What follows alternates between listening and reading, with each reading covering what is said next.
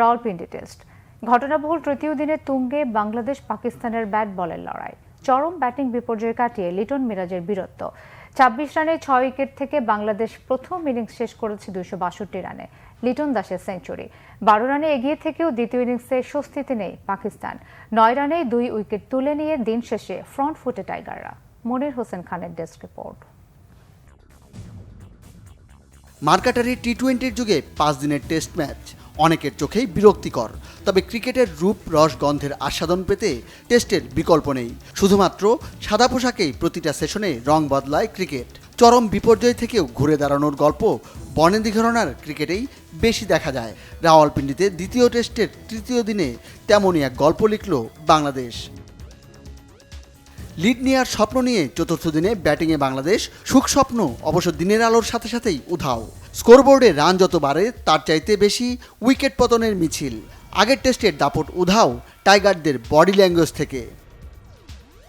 প্রথম সারির ৬ ব্যাটসম্যানের মধ্যে শুধু সাদমানের রান ১০, পরের ৫ ব্যাটসম্যানের রান ১-৪, ১-৩-২। পিন্ডির গরমে মাঠে থাকার চাইতে এসি রুমের আরামকে দাঁড়ায় খেলা দেখাটাই বেশি সহজ। খুররম শাহজাদের বোলিং তোপে ছারখার টাইগার ব্যাটিং। ২৬ রানে পড়ল ৬ উইকেট। ফলো অন এড়াতে কত রান করতে হবে সেই হিসাব বের করতে ব্যস্ত টাইগার সমর্থকরা। বুক চিতিয়ে দাঁড়িয়ে গেলেন লিটন দাস ও মেহেদী হাসান মিরাজ। ব্যাট বলে সাকিবের যোগ্য উত্তরসূরি মিরাজ আগের দিন বল হাতে নিয়েছেন ৫ উইকেট। এবার উইলোবাজিতেও চেনালেন জাত।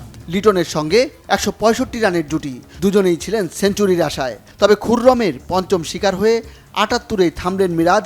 লিটনকে সঙ্গ দিতে তাসকিনও ব্যর্থ। টাইগারদের ২০০-র ল্যান্ডমার্ক টপকানোই কঠিন। লিটন দাসের সেঞ্চুরি পাওয়া নিয়ে শঙ্কা। শেষ পর্যন্ত লিটনের সেঞ্চুরি এসেছে, থেমেছেন ১৩৬ রানে। এতে দাসবাবুর ব্যাটিং সৌকর্যের প্রমাণ মিলেছে। বীরত্বে হাসান মাহমুদও কম নয়। ১৩ রান করতে খেলেছেন ৫১ বল। লিটনের সাথে ৬৯ রানের দুর্দান্ত এক জুটি। বাংলাদেশ অল আউট ২৬২ রানে। ১২ রানে পিছিয়ে থাকলেও ম্যাচে ঘুরে দাঁড়ানোর রসদ পেয়েছে টাইগার বোলাররা। দিনের শেষ প্রহরে পাকিস্তানের ২ উইকেট তুলে নিয়েছেন হাসান মাহমুদ। ২১ রানের লিডের সঙ্গে একরাশ অস্বস্তি নিয়ে চতুর্থ দিনে মাঠে নামবে Pakistan. Monir Hossain Khan, Bangla vision sports desk.